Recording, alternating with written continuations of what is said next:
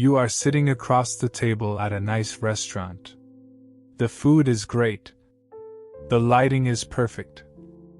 And you are having a normal conversation. You are just trying to get to know her. You ask her a very simple question about her future goals or what she is looking for in a relationship. She stops eating. She leans back in her chair. She crosses her arms over her chest. Gives you a completely cold, empty smile. And says the exact sentence that is completely destroying modern romance. She looks you dead in the eye and says, "I really do not need a man. I can do everything by myself." When you hear those words, a heavy, uncomfortable feeling drops right into your stomach. You try to smile and act like it is a good thing. You tell her that you respect strong women.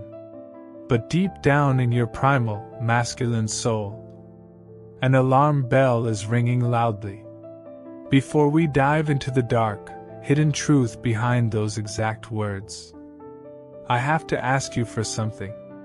Brothers, if you're watching right now, I need a small favor. My ex said I wouldn't even reach 100k subscribers. I need you to help me prove her wrong. Please hit subscribe. Drop a like. And leave a comment right now.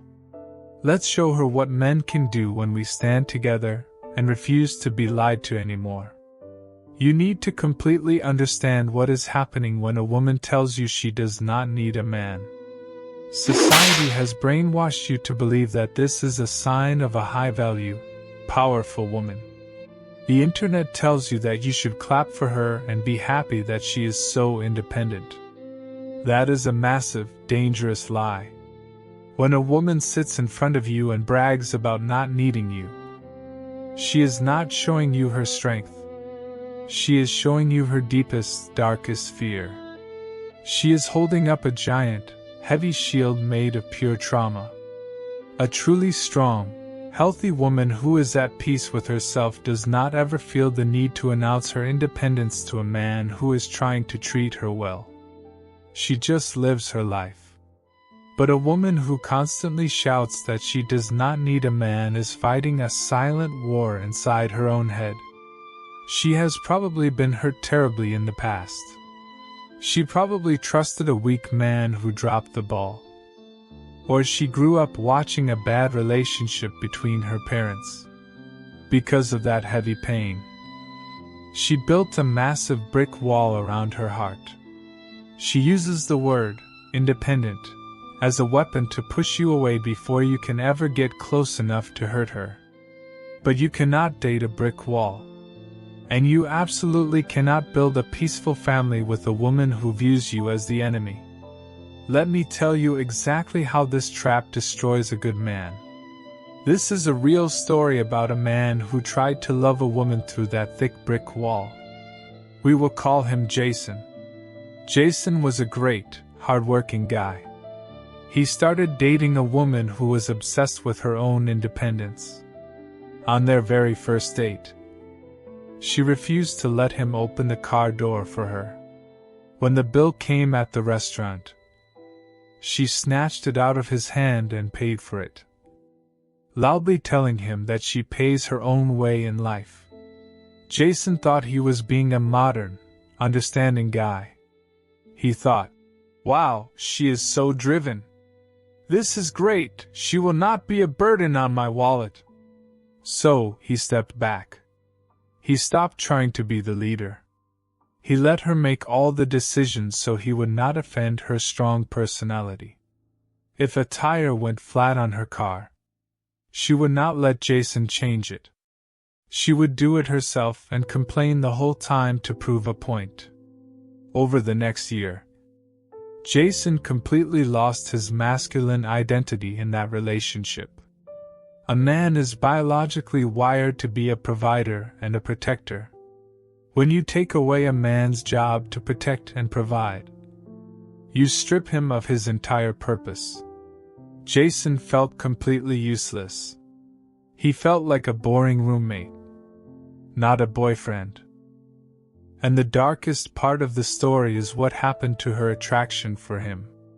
Because Jason allowed her to act like the man of the house, her biological respect for him dropped to zero.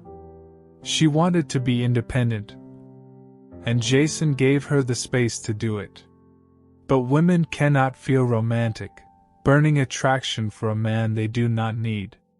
She started looking at Jason with pure disgust. She started making nasty jokes about him to her friends. Eventually, Jason came home from work and found out she had been cheating on him with a guy from her office. And the craziest part? The guy she cheated with was extremely dominant. He was a guy who told her exactly what to do and did not care at all about her boss attitude. Jason lost his entire relationship because he tried to accommodate a toxic mindset. He let her fake independence completely destroy his manhood. You have to realize that a woman who claims she does not need a man will constantly test you. She will purposely create heavy drama just to prove that she can survive without you. If you buy her a nice gift, she will not say thank you. She will say, "You know I could have bought this myself, right?" She is actively trying to make you feel small so she can feel tall. Let us look at another story. This is the story of a man who tried to fight the wall with pure love, and it broke his spirit. We will call him Kevin.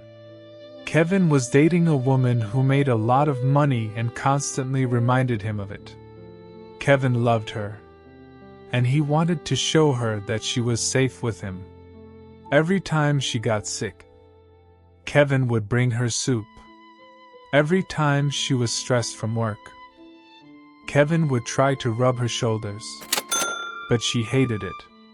She would push his hands away and yell, "Stop treating me like a weak little girl.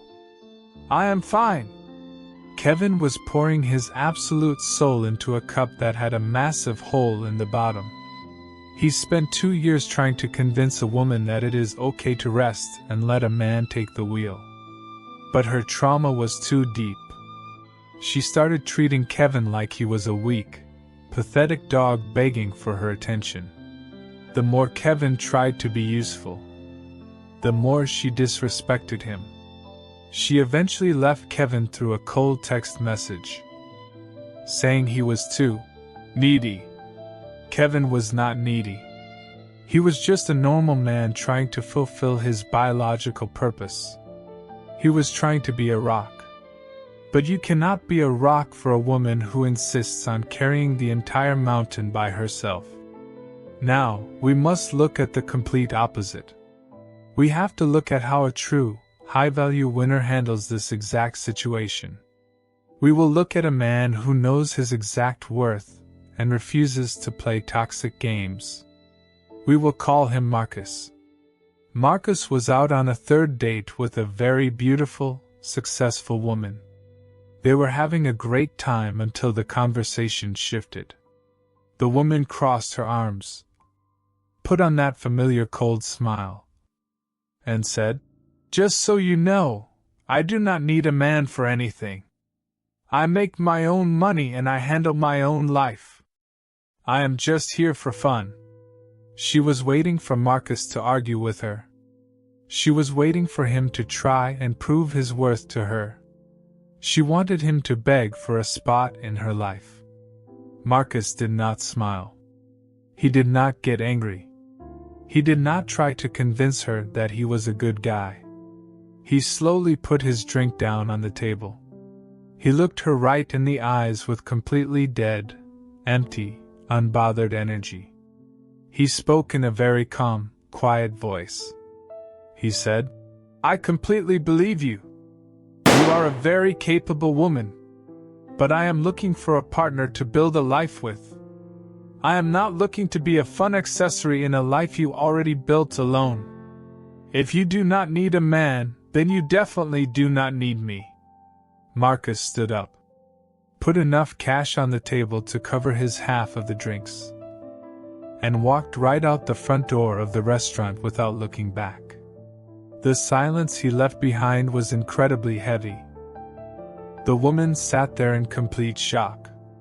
Every other weak man she ever dated had bowed down to her independence. Every other man had tried to prove themselves to her. Marcus just walked away. By walking away, Marcus did something incredibly powerful. He shattered her entire illusion. He proved to her that a real, masculine man has absolutely no interest in competing with a woman. A real man wants cooperation, not competition. And the true magic of the winner's mindset happened the very next day. Her phone lit up. But it was not Marcus texting her. She actually texted Marcus. She sent him a long paragraph apologizing. She said she was just nervous and she did not mean to sound so harsh. She chased him because he showed her that his masculine presence was a privilege, not a given. He showed her that if she wanted the privilege of his protection, she had to drop the heavy shield and be a cooperative, feminine woman. You must learn to adopt the mindset of Marcus. When a woman tells you she does not need you, you must believe her immediately. And then you must remove yourself from her reality. Why would you ever want to stay in a place where you are not needed? If you go to a job every day, and your boss tells you, "We do not really need you here, we can do the work without you," how long are you going to stay at that job? You would quit the very next day and find a company that actually values your skills. Your romantic life is the exact same thing. Your masculine energy, your ability to provide, your ability to protect, your logical problem-solving skills. Those are your absolute greatest assets. They are highly valuable. You should never, ever force those gifts onto a woman who claims she does not want them. You have to understand the deep, tragic irony of the modern, independent woman. She spends her entire youth fighting against men.